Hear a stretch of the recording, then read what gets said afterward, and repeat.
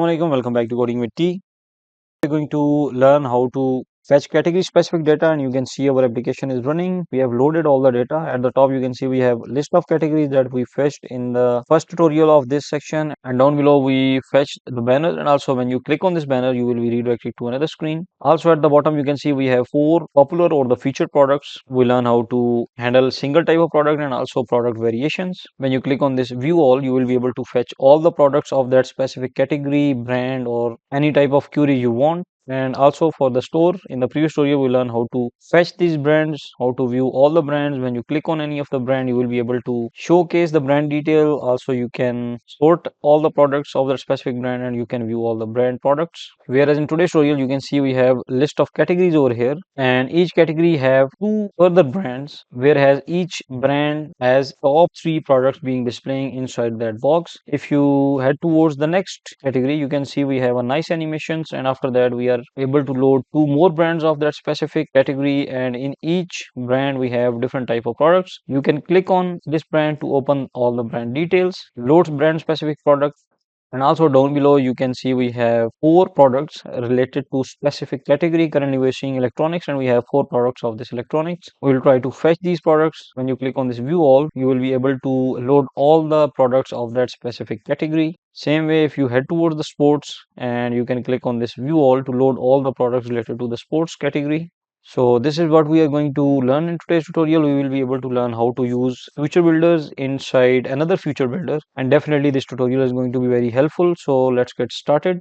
Creating Flutter e-commerce application, and we have already learned how to create a new project, set up folder structure and themes in the section 1, and in section 2 we learn how to design login screens. Then in section 3 we learn how to design complete e-commerce application, and in section 4 we learn how to add Firebase authentication as a backend and how to authenticate using different type of modules methods. And now as we are talking about categories, which is the section 5, and we have only few videos left. After the section we will start payment methods, and also we will be able to move towards the admin panel of this e-commerce app. So make sure to stay tuned, and if you want to download the complete code, you can get the link in the description. Also you can get the playlist link from the description or from the right top corner.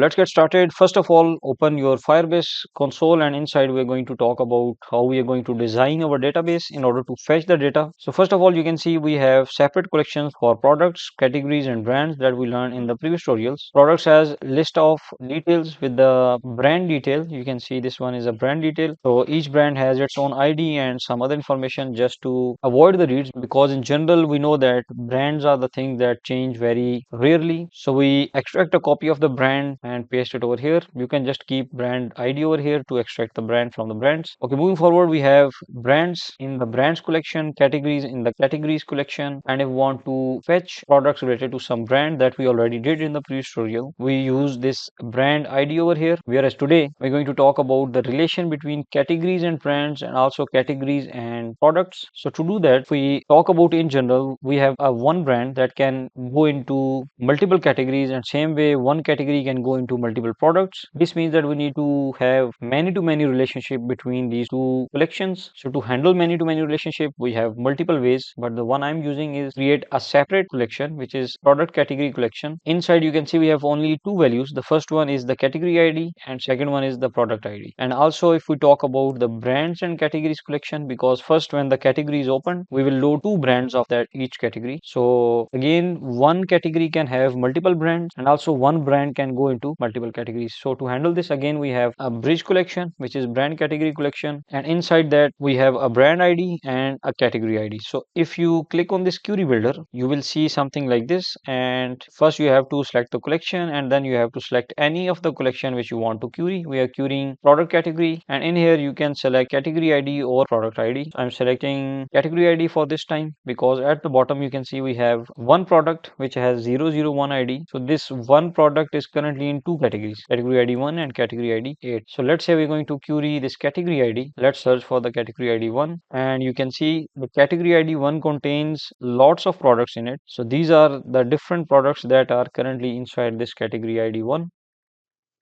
And same way, if we open the product ID and pass the product ID, you can see now we have this product ID where it is inside two different categories. So this is the relationship that we are talking about. Now to map this data into the code, the first thing we have to create different models that can map all this data. Okay, open your project, and inside to create a models, we will go to the features, and inside the shop we have a models folder, and inside this model folder you can see we already have a product model, a brand model, and also a category model. Now to create a relationship of these models, the first one is between category and brand. We have brand category model, and it contains exactly same things. The first one is the brand ID, then have a category ID, and then also to JSON is going to convert this model to JSON format, and from snapshot is going to take the JSON, which is this one because map is a JSON. So convert this JSON to a model format, map it on the model, and return the model to us. Same way to handle product and category relation, we have product category model contains same two different variables, and also we have two different functions. Now once we have all the models ready, let's close these. Open the store.dart, because inside this store.dart we are going to see all the category specific information. So we have a body over here which is displaying all the category tabs. So if we open one category tab which contains list of brands, currently we have two static brand showcase which contains a list of three images and also a brand data, and then we have a product title, then we showing the four products at the bottom. Now to handle this brands, first of all, because we have to get the brands of each category and display three products of that specific brand. Currently we're displaying images only, but we have to get exact images of that products. So to do that, you can see we have a category ID which is the current category ID we received from this tab bar. So this category ID is passed over here. Now we have to pass this category ID to this showcase. So instead of doing all the things over here, I'm going to remove this, close the models, and go to the store widgets, and inside I have created a category brands. It contains simply one e brand showcase instead of one because we are going to make this dynamic. And also at the top you can see we're going to receive category. So inside the category tab, let's create category brands and pass the category. So once we have the category brands over here, now inside we are going to extract as many brands we want, basically two brands, and each brand will have three different products. So I have a brand controller over here.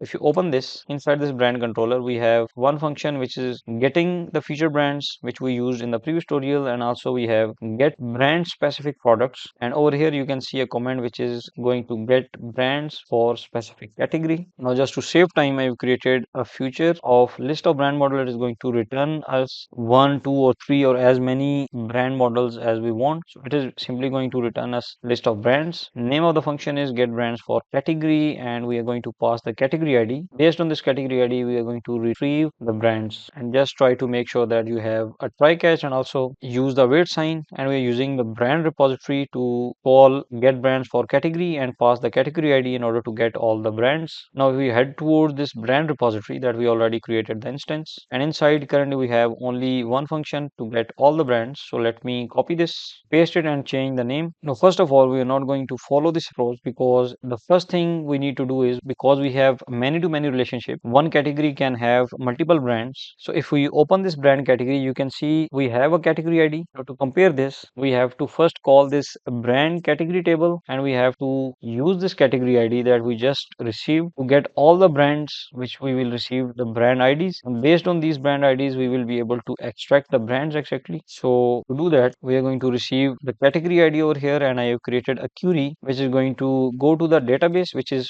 Firebase Firestore.instance at the top. Based on this variable, it is going to call the collection, which is brand category collection. Make sure to copy the exact names, otherwise it is not going to find any collection or the values. Dot where category ID is equal to the category ID we just received in this function, and dot get is going to return us all the values. Now we have to extract the brand IDs from this collection, and to extract all the brand IDs, just use this brand category query dot documents. Go to all documents, map all the documents. In each document we have key which is brand ID. So based on this brand ID, we are going to return the complete list, which is basically the list of brand IDs. So once we have all the brand IDs, we are going to create or call the brands query. Again, use this database dot collection and call the brands, because we have to get all the brands from this brands collection, where because we have document IDs, so we are going to use this field path dot document ID. If you open this, it is going to compare exactly these IDs.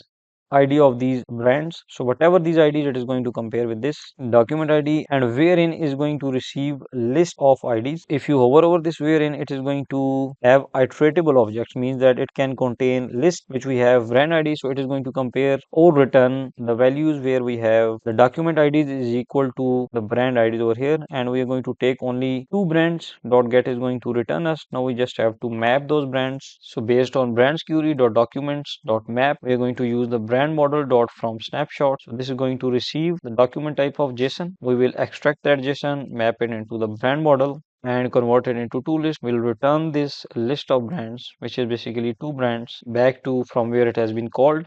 And inside this function, you can see all the errors are gone.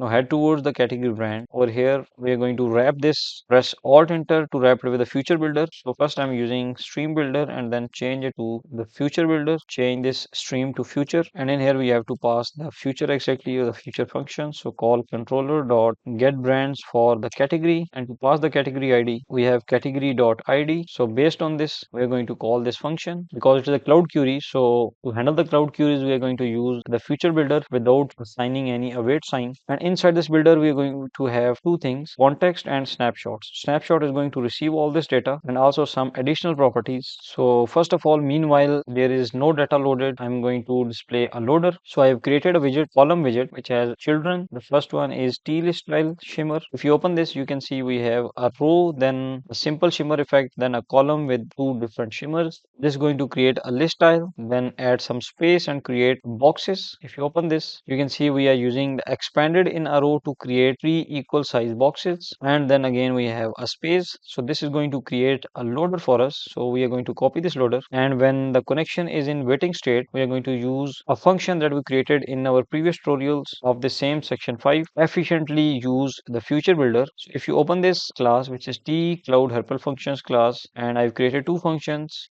The one we are using is this one, which has a static type so that we can directly call it. And inside you can see we have a required type of async snapshot. It is going to receive list of any type. Currently we have a list of brand models. So we have to provide this snapshot, because if you hover this snapshot and it has a type of async snapshot list of type brand models. So this T is going to be replaced with this brand model. Then we have optional three widgets. The first one is loader, then error widget, and then nothing found widget. So if we have a snapshot, which is the data itself, dot connection state is waiting, we are going to return the loader. If loader is provided, we will return that loader, else we are going to return center as circular progress indicator. Same goes for all the data. If we don't have data is null or data is empty, we are going to return another widget, and if we have any error, we are going to return another widget. Otherwise, if everything is fine, we are going to return null from here. And back to this future builder, we will take the widget. If widget is not null, we will return that widget, right? We will not return this, but we will simply return from here. But if we receive null, this means that everything is fine. We are going to return our actual data. So using this variable, we are able to extract from this data, which is snapshot.data, list of all the brands. Now to display a list of all the brands, we are going to use listview.builder. So this listview.builder will have shrink wrap to true. Physics is not scrollable because we already have a default list view where we are using this widget. Then we have item count is coming from this brands dot length, which will be 2. And then in the item builder, we first have a context which is not needed, and then we have the index. Now inside this item builder, to extract the single brand, use the brands of current index, will return the current single brand. And now we are going to return this widget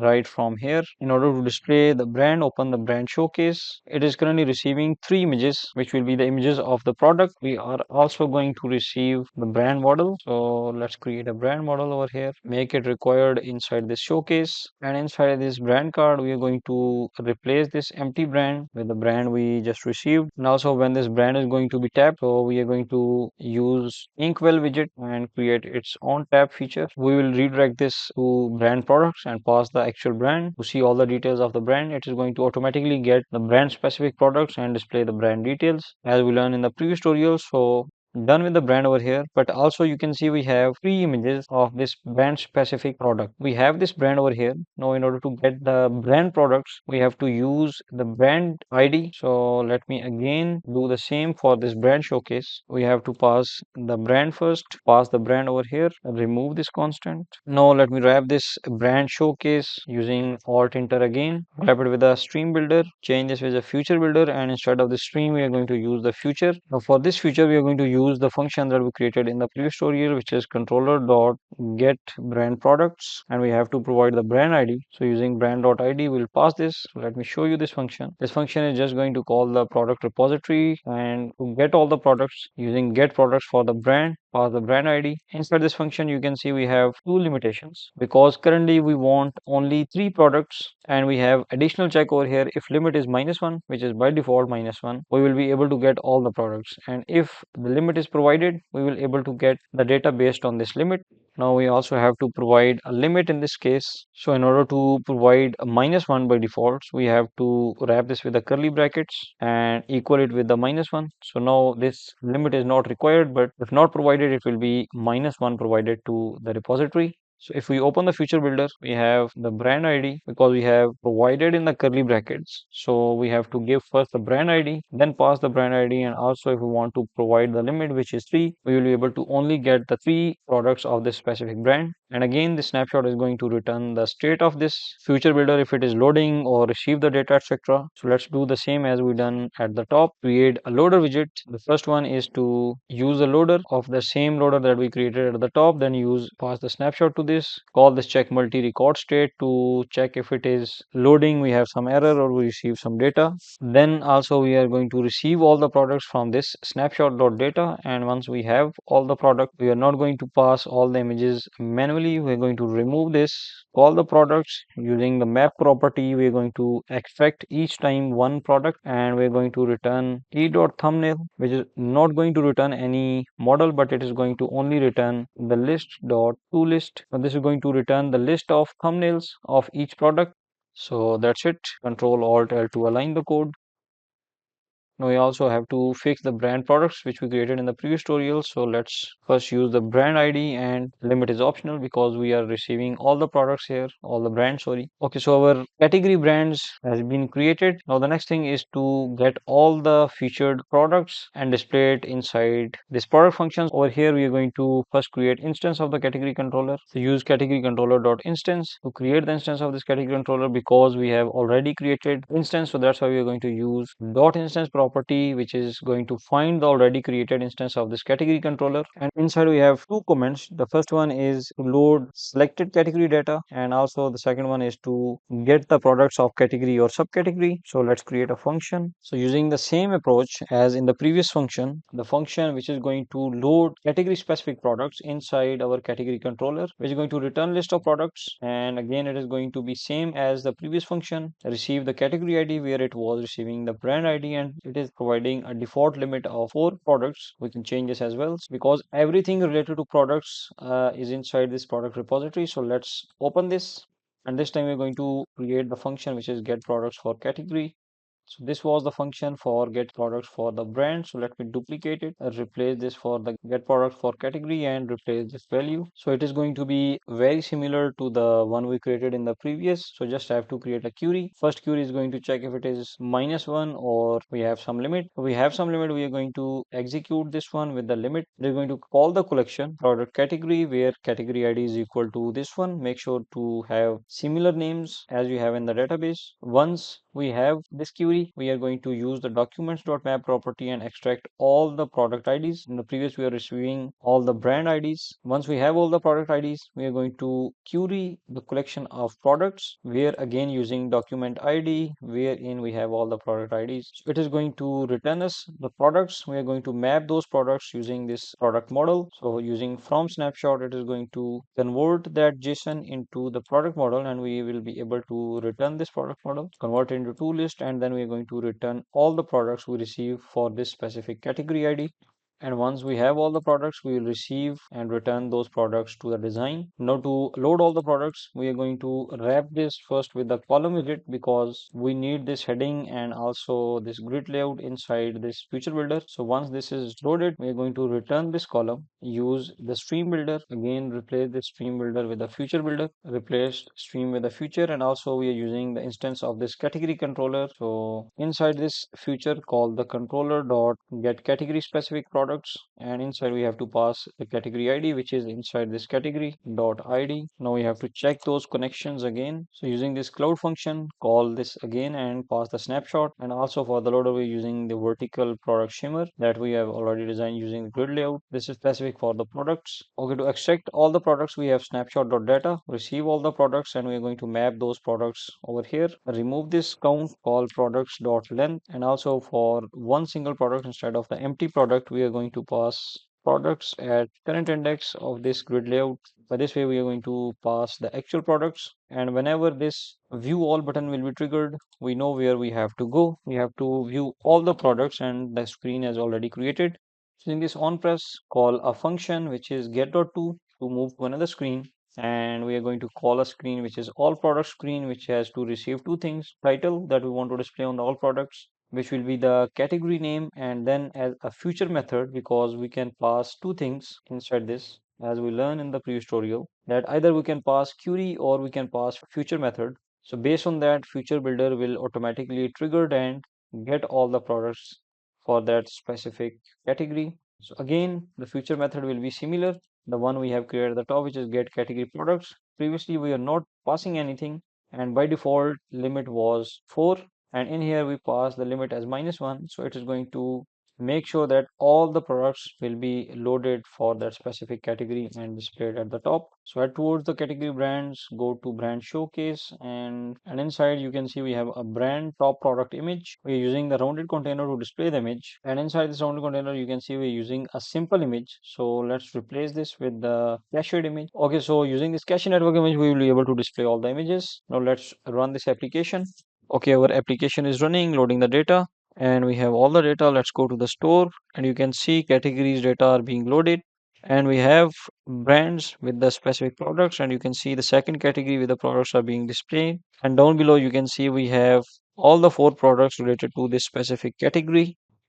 When we are going to click on this brand, you can see we have opened a brand screen with all the product details for that specific brand. And also when we are going to click on this view all for these products, we are going to able to view all the products related to this sports. And also definitely you can click on any of the product to add it to the cart, which is the next tutorial. So we are done with the store screen and also the home screen. The next tutorial is about the wish list, and in that we are going to learn how we are going to manage and handle all the elements based on the specific user who is logged in, and store the wish list items into the local storage, which is the shared preferences. And definitely based on the stored ID, we will be able to load all the products from the database and will display all the products in the wish list. Okay, so that's it for today's tutorial. If you learned something new, please like the video, and if you're new to this channel, don't forget to like and subscribe, and also hit the bell icon to get notified for all the upcoming changes. Once again, thank you for watching. Take care. Allah Hafiz.